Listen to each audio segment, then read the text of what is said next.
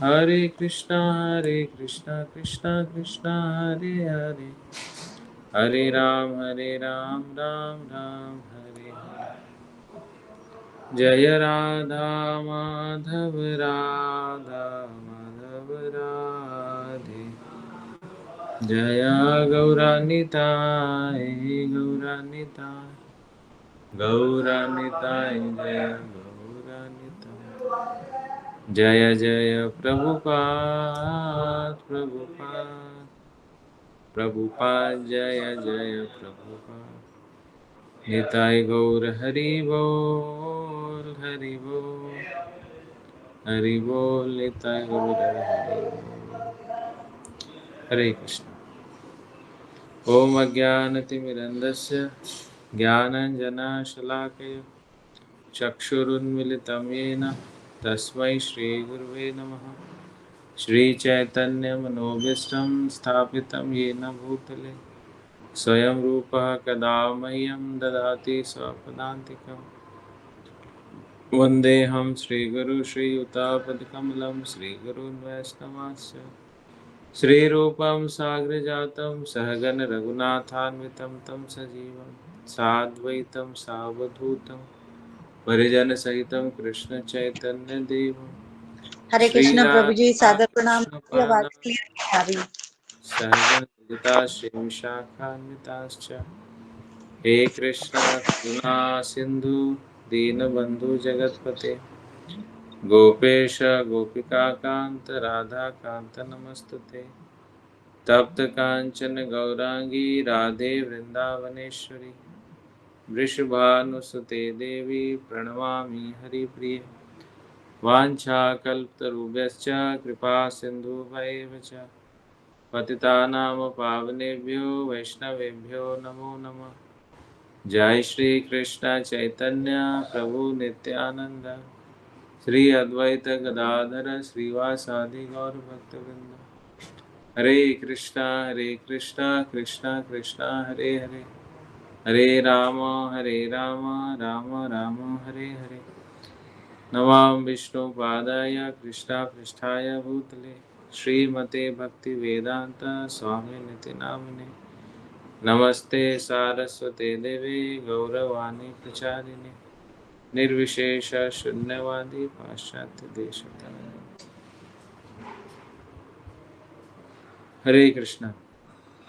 आवाज आ रही है नहीं? यस प्रभु जी, ऑडिबल है। ऑडिबल है। ओके।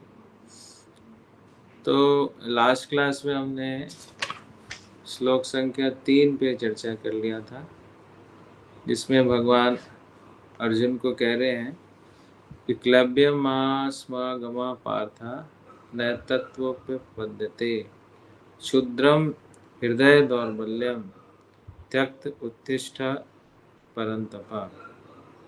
कि हे परंतप, परंतप वो किसको कह रहे हैं? अर्जुन को। और पार्थ भी वो किसको कह रहे हैं? अर्जुन को। पार्थ किसके नाम पर है? पृथा के नाम पर है। पृथा उनके माता जी का नाम। और परंतप इसलिए कह रहे हैं ताकि उनको पिछला जो उनके प्रीवियस डीड्स हैं, जिसमें उन्होंने अपने दुश्मनों पर विजय प्राप्त किया था, उसका स्मरण करें।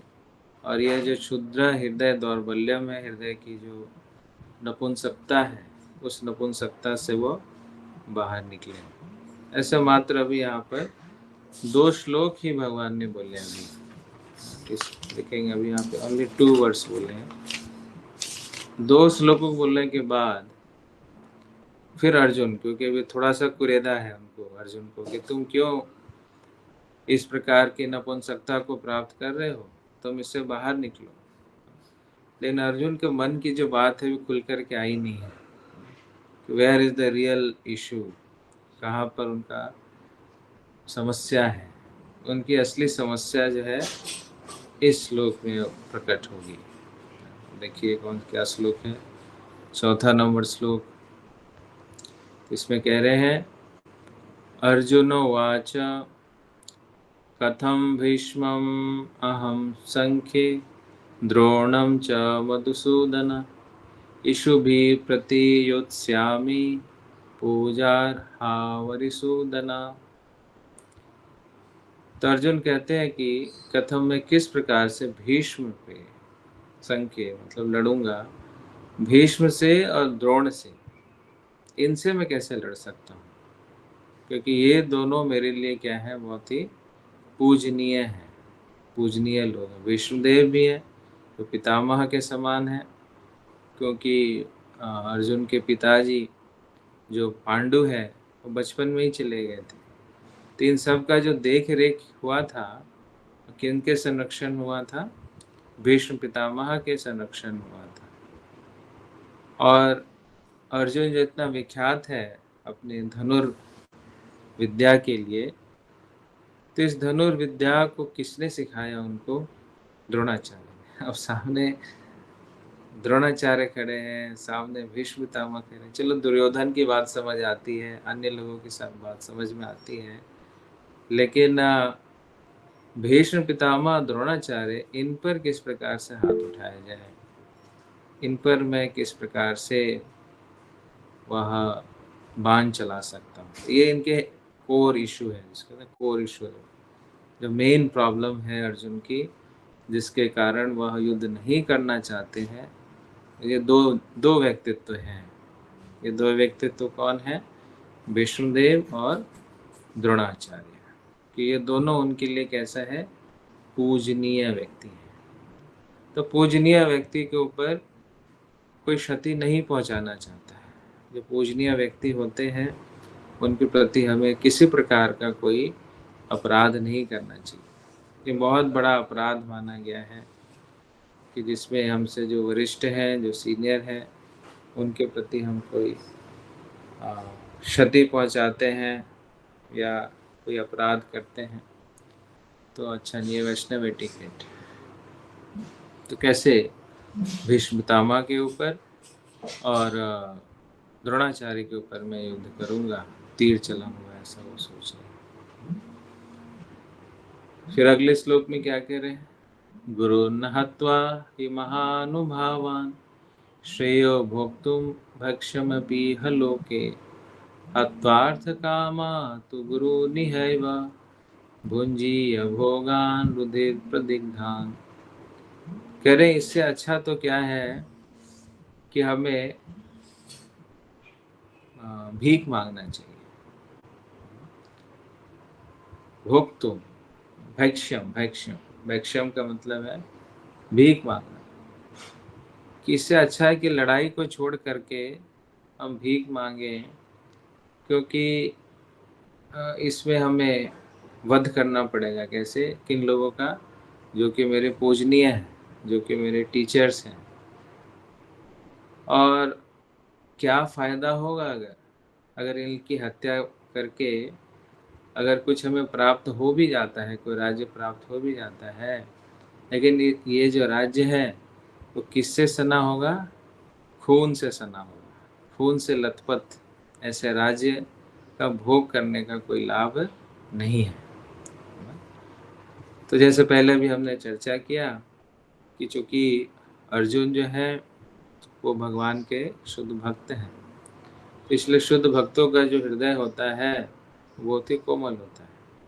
और ख़ास करके यहाँ पर तो इनके गुरुजन हैं, इनसे वरिष्ठ हैं, तो इनके प्रति जिनको जीवन भर इन्होंने सम्मान दिया है, तो उनका अभी किस प्रकार से वो अपमान कर सकते हैं।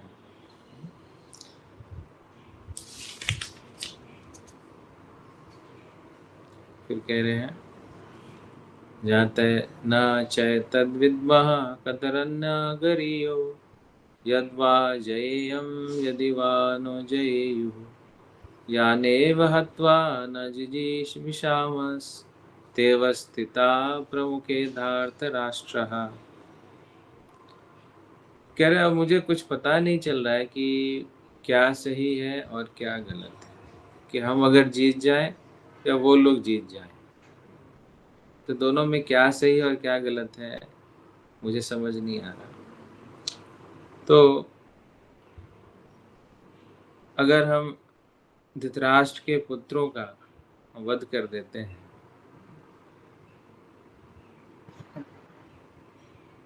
If we kill the sons of Dhritarashtra, we should not care to live. और जब वो मारे जाएंगे तो हम कैसे रह सकते हैं? Yet they are now standing before us on battlefield. तभी हम देख पा रहे हैं कि अर्जुन बहुत ही कंफ्यूज्ड हैं। इसलिए अगला श्लोक जो कि बहुत फेमस श्लोक है, इसमें उनके कंफ्यूज्ड दशा के विषय में बतलाया जा रहा है। कार्पण्य दोषो उपहत स्वभाव पृक्षामि त्वां धर्म सम्मूढ़ चेतः यश्रेयस्या निश्चितं ब्रूहि तन्मे शिष्यस्तेहं साधि मां त्वां प्रपन्नम्। क्योंकि मैं पूर्ण रूप से कंफ्यूज हो चुका हूँ और मेरा हृदय जो है वो कृपणता से भर चुका है। उपहत स्वभाव धर्म सम्मूढ़ चेता, इसलिए यश श्रेय श्यान निश्चितम ब्रूहितम, कि जो मेरे लिए श्रेयस है, जो मेरे लिए उत्तम है, उसके विषय में आप बताइए। शिष्यस्ते हम साधिमाम त्वाम प्रपन्नम, और मैं आपका शिष्य, अब शिष्य के रूप, मैं आपको गुरु के रूप में अब स्वीकार करता हूँ और मैं शिष्य के रूप में मैं आपसे यह पूछ रहा हूँ कि मेरे लिए जो अच्छा है वो मुझे बतलाइए। तब धीरे धीरे धीरे करके जब वो हेल्पलेस हो गए, पहले क्या था कि थोड़ा उनको अपनी शक्ति पे, अपने उस पर थोड़ा वो था, लेकिन अब ये पूरा हेल्पलेस कंडीशन में आ चुके हैं। तो हेल्पलेस कंडीशन जो है वो माना गया है कि भक्ति के लिए सबसे अनुकूल परिस्थिति है, जिसमें हम अपने आप को असहाय महसूस करते हैं और भगवान के ऊपर पूर्ण रूप से आश्रित होने की भावना है। जब हम पूर्ण रूप से अपने आप को भगवान पर आश्रित महसूस करते हैं तब भगवान की एंट्री होती है। तो ना, जब क्लाइमैक्स आता है मूवीज में आप देखते हो पहले कि हीरो की एंट्री कब होती है, जब पूरे क्लाइमैक्स होता है एकदम, है ना, ये सब जब पूरा खराब हो गया तब हीरो एंटर करता है। तो उसी प्रकार से हमारे जीवन में भगवान की एंट्री कब होगी, यह भगवान की एंट्री हम कब महसूस करेंगे, जब इस प्रकार का क्लाइमैक्स आएगा। और क्लाइमैक्स क्या है कि जिसमें हम पूर्ण रूप से अपने आप को असहाय समझते हैं, हेल्पलेस समझते हैं। असहाय अवस्था में ही भगवान की उपस्थिति को हम महसूस कर सकते हैं, भगवान की सहायता को, भगवान की सहायता हम महसूस कर सकते हैं। ऐसे तो भगवान हमेशा हमारी सहायता करते रहते हैं, लेकिन कहीं फील नहीं होता। फील तभी होता है, जैसे कहते हैं ना, डूबते को तिनके का सहारा। जो व्यक्ति डूब रहा है वही तिनके का सहारा समझ सकता है, जो डूब नहीं रहा वो तिनके का सहारा क्या समझेगा। तो भगवान ऑलवेज हमारी सहायता करते हैं, हमारी रक्षा करते हैं, हमारा भरण पोषण करते हैं, लेकिन कहीं महसूस नहीं होता है। लेकिन जब हम असहाय होते हैं तब भगवान के इन हस्तक्षेपों को समझ पाते हैं। तो अर्जुन अब पूर्ण रूप से कैसी अवस्था में आ चुका है, असहाय अवस्था में, हेल्पलेस कंडीशन में आ चुका है, और वह भगवान से अब पूरा खुले हृदय से, खुले मन से प्रश्न पूछ रहा है कि आप मुझे बतलाओ कि मुझे अब क्या करना चाहिए। तो यहाँ भी एक शिक्षा हमें और मिलती है कि कंफ्यूज स्टेट में हमें क्या करना चाहिए। कंफ्यूज स्टेट में कभी डिसीजन, अपना डिसीजन नहीं लेना चाहिए, क्योंकि सही प्रकार से वह निर्णय का विश्लेषण नहीं कर सकता। कंफ्यूज अवस्था में हमेशा डिसीजन गलत ही आता है और बाद में लोग पछताते हैं।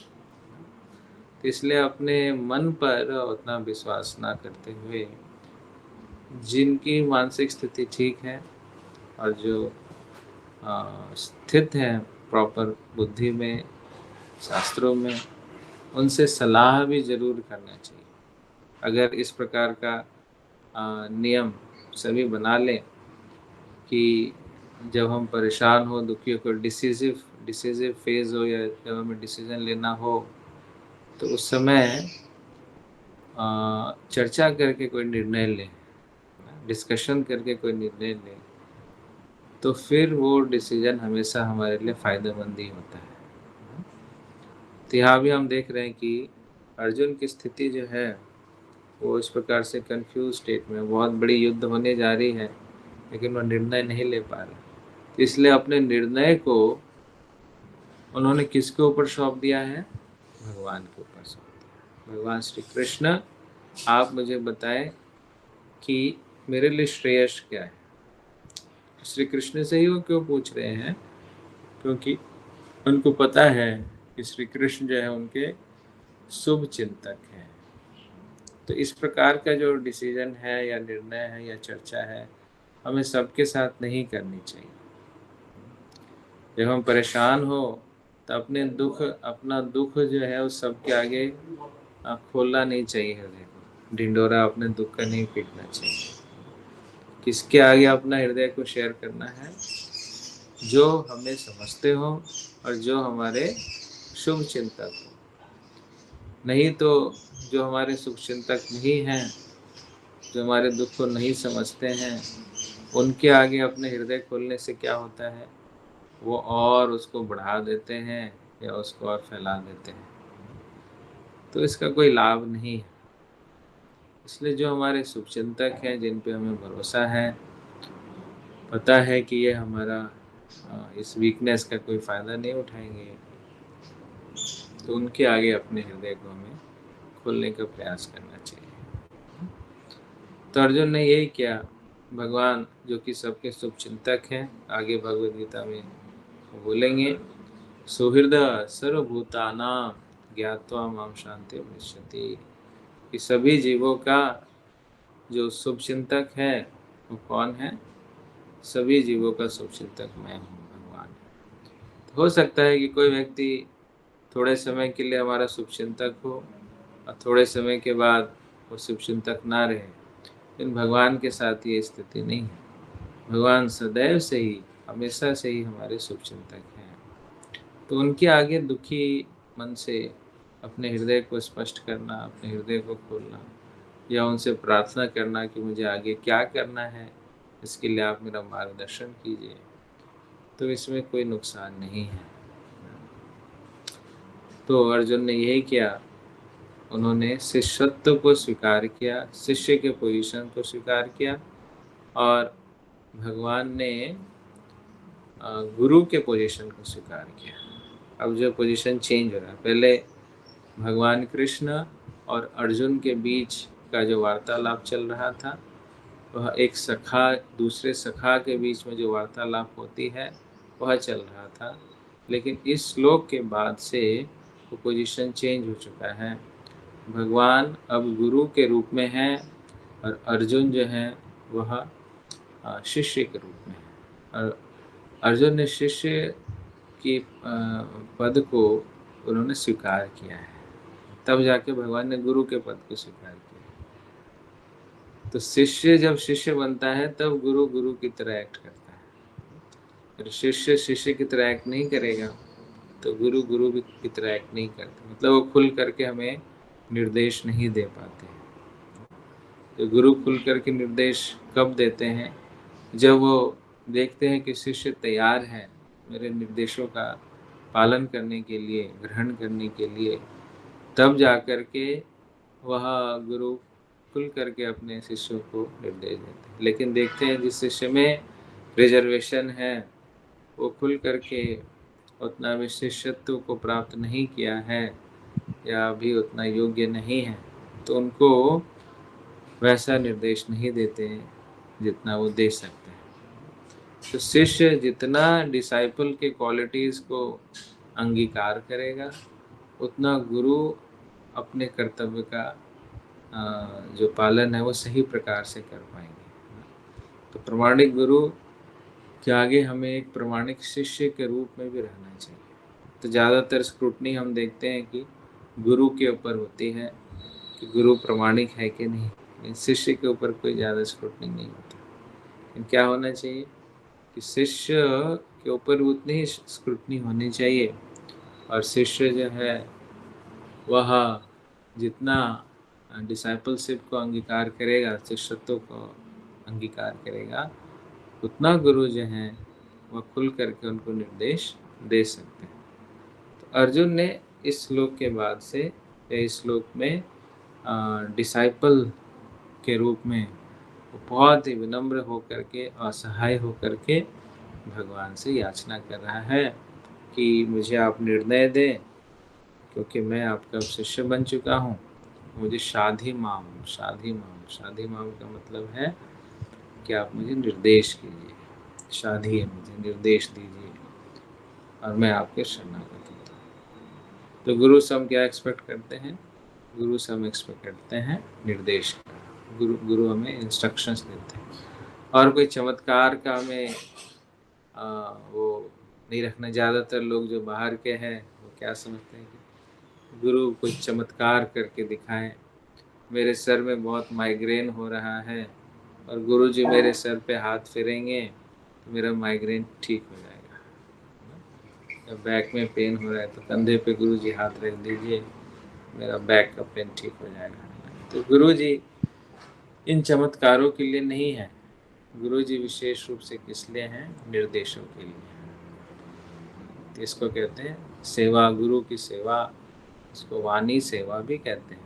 तो वाणी सेवा, गुरु जी की वाणी, गुरु जी का जो इंस्ट्रक्शन है उसकी सेवा। तो हमें गुरु के समक्ष जाकर के क्या करना है? प्रणाम करना है, उनसे इंस्ट्रक्शंस लेने हैं कि किस प्रकार से हम गुरु की सेवा, भगवान की सेवा कर सकते हैं। ऐसा निर्देश उनसे लेने का प्रार्थना करना चाहिए। तो यहाँ भी अर्जुन जो है वह शाधी माम का मतलब वो कह रहे हैं कि मुझे आप निर्देश दो और मैं आपके क्या हो रहा हूँ? मैं आपके शरणागत हो रहा हूँ, सरेंडर हो रहा हूँ, तो आप मुझे निर्देश दीजिए। तो ये 7वां श्लोक हुआ।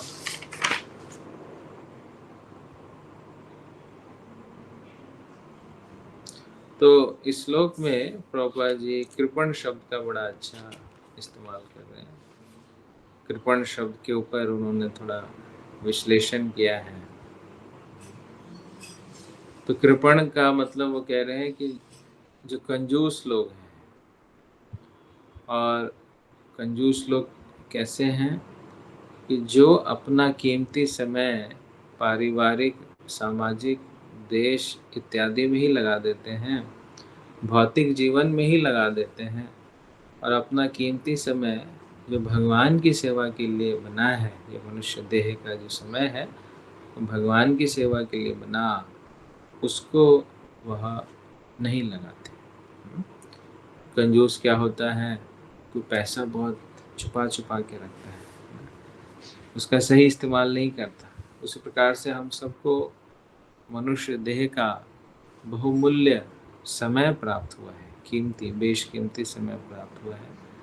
अगर इसका इस्तेमाल हम भगवान की सेवा में नहीं करते हैं तो इसका दुरुपयोग है। तो ये कृपण है। तो और विश्लेषण क्या है उन्होंने, पढ़ सकते हैं बाद में 7वें श्लोक के पर्पट में। इसका 8वां श्लोक है, न हि प्रपश्यामि ममापुनद्यात् यशोकमक्षुष्णमिन्द्रियाणाम् अवाप्य भूमावसपत्नवृद्धं राज्यं शूराणाम् अपि चाधिपत्यम्। तो कह रहे कि ये जो मेरा शोक है वो किस प्रकार से समाप्त होगा। मेरी इंद्रियां जो हैं वो इतना शोकग्रस्त हो चुकी है, कैसे मैं इस शोक से बाहर निकलूंगा मुझे पता नहीं चल रहा। अगर राज्यम सुराणाम अपि चाधिपत्यम, सुराणाम अपि जो देवताओं का राज्य है, अगर देवताओं का राज्य भी मुझे प्राप्त हो जाएगा फिर भी इस शोक से मैं अपने आप को बाहर नहीं निकाल सकता।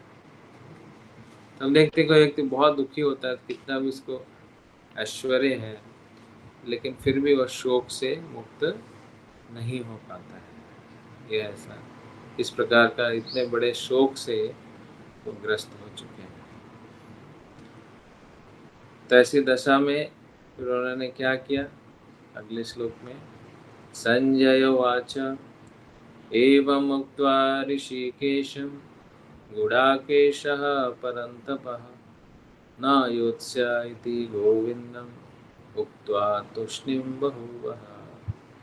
संजय आगे कहते हैं धृतराष्ट्र को, इस प्रकार से एवं उक्त्वा ऋषिकेशं गुडाकेश परन्तप, ये ऋषिकेश, ऐसा बोल करके उन्होंने गुडाकेश जो कि अर्जुन है, उन्होंने क्या किया, न योत्स्य इति गोविंदा, हे गोविंद, न योत्स्य, योत्स्य का मतलब है लड़ना, न योत्स्य इति, मैं नहीं लड़ूंगा, गोविंदम, उक्त्वा बोल करके तुष्णिम,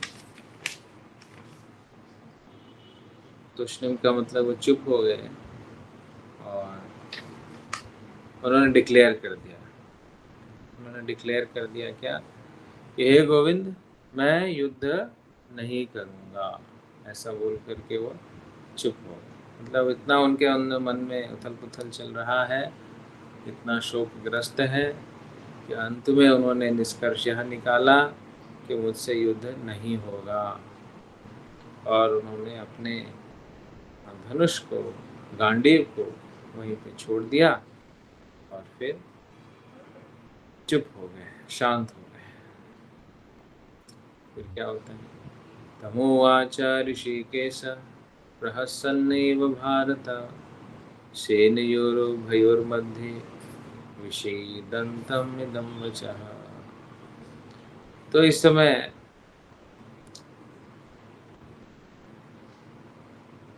संजय कह रहे हैं कि उस समय भगवान दोनों सेनाओं के मध्य में खड़े और प्रहसन्नीव भारत, और उनके चेहरे पे एक मुस्कान है, इसके चेहरे पे भगवान।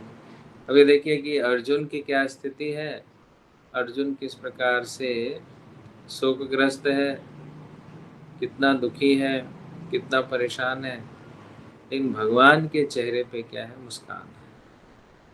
तो ये अंतर है, ये अंतर हम देख सकते हैं कि भगवान कभी भी ऐसी परिस्थितियों में भी परेशान नहीं होते हैं, इसलिए भगवान के जो संपर्क में रहता है वो भी विपरीत परिस्थिति में भी कभी परेशान नहीं होता है, क्योंकि भगवान त्रिगुणातीत है। ये सारी जितनी चीज़ें हैं वह गुणातीत हैं, गुण के अधीन है, गुणाधीन है, लेकिन भगवान जो है वो इन गुणों से, तीनों गुणों से ऊपर है, इसलिए उनके ऊपर गुणों का प्रभाव नहीं पड़ता है।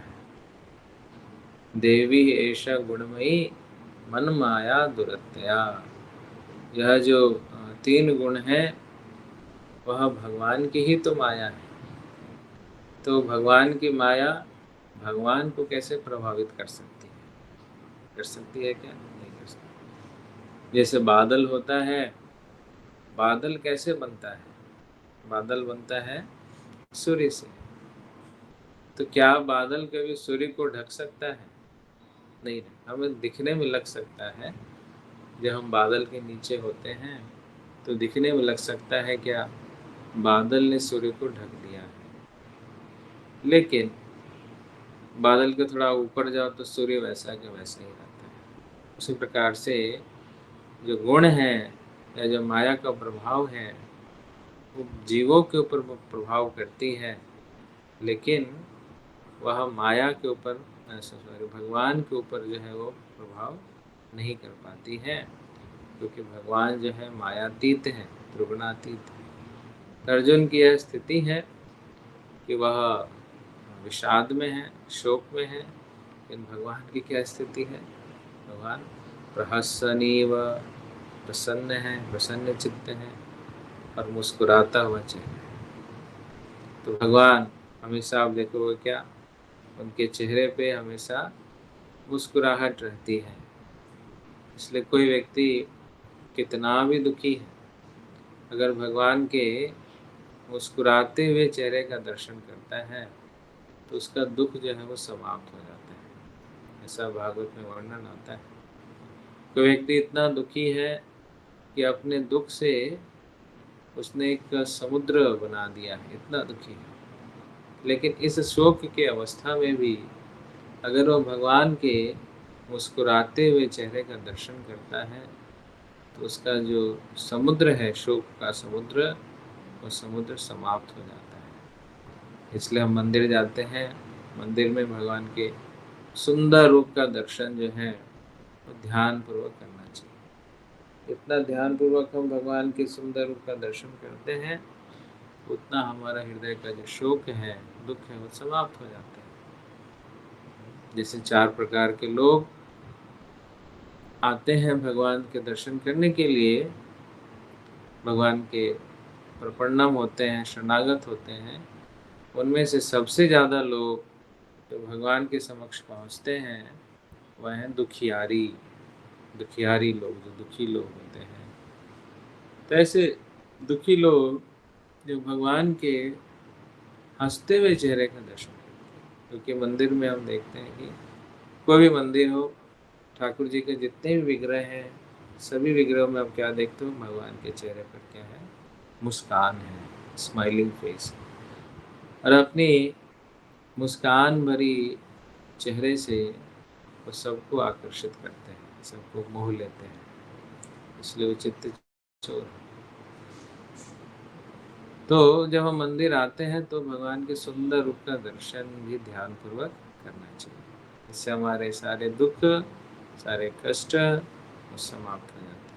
या आप घर पर हैं तो घर पे भी आप भगवान के सुंदर कैलेंडर्स इत्यादि का आप दर्शन कर सकते हैं। अपने घर में ठाकुर जी आपने रखे हैं तो ठाकुर जी का सुंदर श्रृंगार कर सकते हैं और उनके सुंदर रूप का दर्शन कर सकते हैं। तो जितना हम भगवान के सुंदर रूप का दर्शन करते हैं उतना अपने दुख से मुक्त हो जाते हैं। नहीं तो इन दुखों से मुक्त होना अपने बस की बात नहीं है। हम अपना दुख को बढ़ा सकते हैं, हम अपने दुख को कम नहीं कर सकते। तो दुख को कम करने वाले कौन? स्वयं भगवान। इसलिए जब हम दुखी हों, ऐसे भी आप भगवान के रूप का दर्शन करते रहोगे तो दुख तो आएगा ही नहीं। इन केस आप कभी दुखी हो गए तो फिर भगवान के सुंदर रूप का आपको दर्शन करने मात्र से ही सारे दुख समाप्त हो जाते हैं। तो यहाँ पे वही है, अभी दुखी है कौन? अर्जुन शोकग्रस्त है, विषादग्रस्त है, मोहग्रस्त है, और भगवान के चेहरे पर प्रहसन्नेव भारत, प्रहसन्नी प्रसन्नता भरी मुस्कान है उनके चेहरे, वो सदैव रहता है। अब इसके बाद भगवान ने बोलना शुरू किया। इससे पहले हमने देखा क्या, सिर्फ 2 श्लोक भगवान ने बोले थे कि तुम तख्त उत्तिष्ठ भारत, हे परंतप, हे पार्थ, तुम उठो और युद्ध करो, बस इतना ही बोला।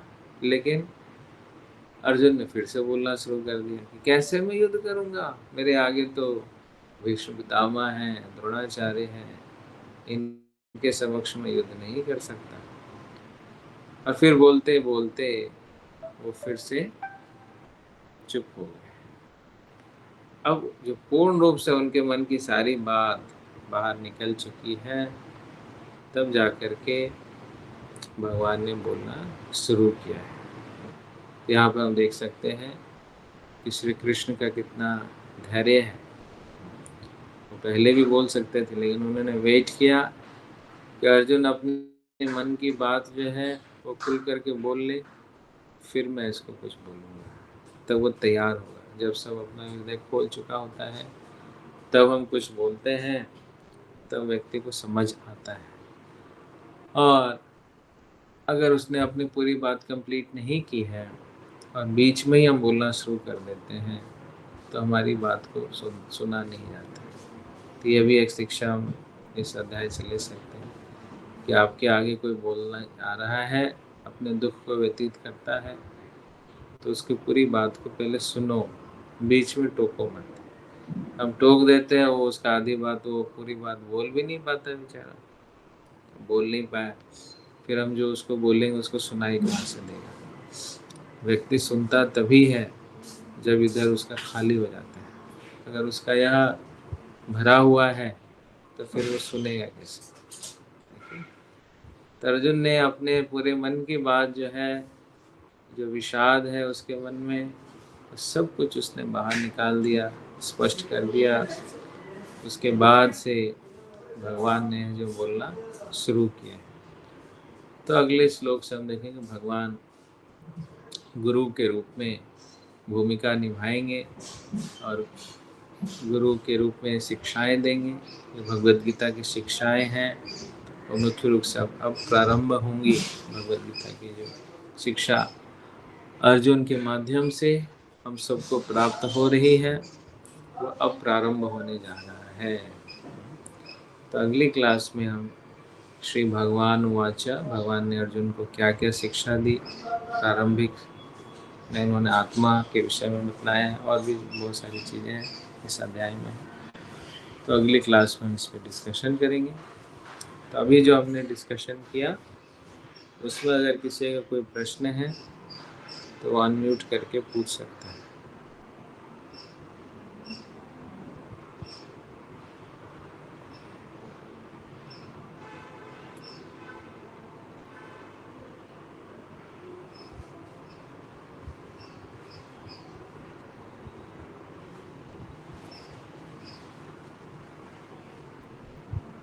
हरे कृष्णा। मेरी आवाज आ रही है? यस प्रभु जी, आ रही है आवाज। किसी कोई कमेंट है, कोई प्रश्न है?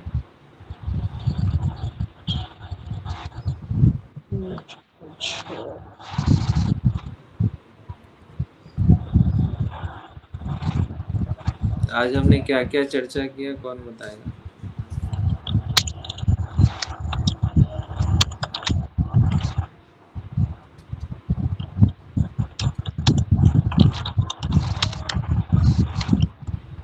वरुण शर्मा, क्या प्रश्न है? पढ़ना प्रभु। वरुण शर्मा,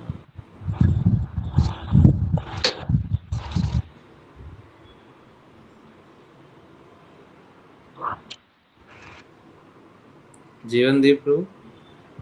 यस प्रभु जी, आज हमने ये डिस्कस किया कि जैसे एक 2.7। प्रश्न, एक वरुण शर्मा का प्रश्न है, क्या प्रश्न है? एक मिनट प्रभु जी, गुरु बलराम जी को कहते हैं पर यहाँ पर कृष्ण को गुरु बताया गया है। हाँ, वंदे कृष्ण जगत गुरु। तो कृष्ण जो है वो जगत गुरु है। बलराम जी के भी गुरु कौन है? कृष्ण ही है। ईश्वर परमा कृष्ण सच्चिदानंद विग्रह अनादिरादिर गोविंद सर्व कारण कारणम। सभी कारणों के कारण कौन है? वो कृष्ण है। तो बलराम जी जो कि कृष्ण से ही आए हैं, जो पहले है वो कृष्ण है। कृष्ण के जो प्रथम विस्तार है वो बलराम जी। तो बलराम जी को भी इतना ज्ञान है, आदि गुरु हैं, तो उनको शक्ति कहाँ से प्राप्त हो रही है? वह शक्ति उनको भगवान श्री कृष्ण से प्राप्त हो रही है। तो ये डिपार्टमेंट जो है, जो गुरु का डिपार्टमेंट है, वह बलराम जी का है, इसलिए उनका आदि गुरु कहा जाता है। लेकिन ऐसा नहीं है कि कृष्ण कभी गुरु की भूमिका नहीं निभा सकते, वो निभाते नहीं है, वो बात अलग है। लेकिन बलराम जी के माध्यम से कृष्ण ही हमें शिक्षा देते हैं। तो यहाँ पर श्री कृष्ण डायरेक्ट अर्जुन के गुरु के रूप में अर्जुन को एक शिष्य के रूप में स्वीकार कर रहे हैं। तो कर सकते हैं, ऐसा नहीं को लिमिटेड नहीं दे बलराम जी का डिपार्टमेंट है, उनको बुलाओ। जहाँ उनकी जरूरत है तो भगवान गुरु की भूमिका भी निभाते हैं, जो कि अभी उन्होंने निभाया। ओके, हरे कृष्ण। यस, जीवनदीप को कुछ कह रहे थे? जी, वो आज आपने पूछा था आज हमने क्या डिस्कस किया, तो हाँ, ब्रीफ में बताइए क्या क्या डिस्कस किया। तो जी आज 2.7 पे मेन चर्चा हुई कि इससे पहले तक अर्जुन अपने जो क्वेश्चन थे वो भगवान को रीजंस दे रहे थे कि ये कारण है कि मैं इन वजह से फाइट नहीं कर सकता। तो लेकिन अब वो बहुत पूरी तरह से कंफ्यूज हैं और मतलब अब वो भगवान को यहाँ से सरेंडर कर रहे हैं कि अब वो भगवान को गुरु स्वीकार कर रहे हैं कि अब आप इंस्ट्रक्शन दीजिए। और आपने ये बताया कि पहले वो मतलब एक मतलब मित्र की तरह भगवान से बात कर रहे थे, लेकिन हाँ अब उन्होंने गुरु स्वीकार किया है, तो अब जो भगवान निर्देश देंगे तो उनका वो पालन करेंगे। और हाँ लास्ट में आपने एक बहुत इम्पोर्टेंट पॉइंट बताया कि जब हमें कोई अपनी परेशानी बता रहे होते हैं तो हमें पहले उनको सुनना चाहिए। अगर हम नहीं सुनेंगे तो फिर उसके बाद जब हम बताएंगे उनको, फिर अगर जैसे हमने बीच में उनको बोलने लगे तो वो उनका ध्यान नहीं रहेगा उनके मन में, क्योंकि आधी बात रहेगी तो फिर वो उसी पे चिंतन करते रहेंगे, इसलिए पहले हमें सुनना चाहिए। हाँ, भगवान ने वैसे ही किया। पहले अर्जुन की सारी बात को सुना, उसके बाद उन्होंने बोलना शुरू किया। और इस पे भी हमने चर्चा किया कि भगवान का जो चेहरा है वो हमेशा प्रसन्नीव है, प्रहसनीय, कि हमेशा वो आनंद में रहते हैं, इसलिए उनके दर्शन से हमारे सारे दुख जो हैं वो समाप्त हो जाते हैं। इसलिए भगवान के सुंदर रूप का हमें नियमित रूप से दर्शन करना चाहिए। इस पे भी चर्चा हुई। और शुरुआत में हमने चर्चा किया था कि किस प्रकार से अर्जुन मुख्य रूप से द्रोणाचार्य और भीष्म पितामह के विरुद्ध वो युद्ध नहीं करना चाहते थे। उनका मेन युद्ध ना लड़ने का, ये दुर्योधन इत्यादि तो बाद की बात है, मुख्य जो जड़ थे गुरु द्रोणाचार्य और भीष्म पितामह, क्योंकि उनके लिए पूजनीय और उनके लिए सम्माननीय थे। तो उनके विरुद्ध वो किस प्रकार से अस्त्र शस्त्र उठा सकते हैं, इस पर चर्चा की। ओके, तो आगे भगवान जब शिक्षाएं देंगे 11वें नंबर श्लोक से, नेक्स्ट मंडे हम क्लास लेंगे इसकी। हरे कृष्णा कृष्णा कृष्णा हरे हरे, हरे राम हरे राम।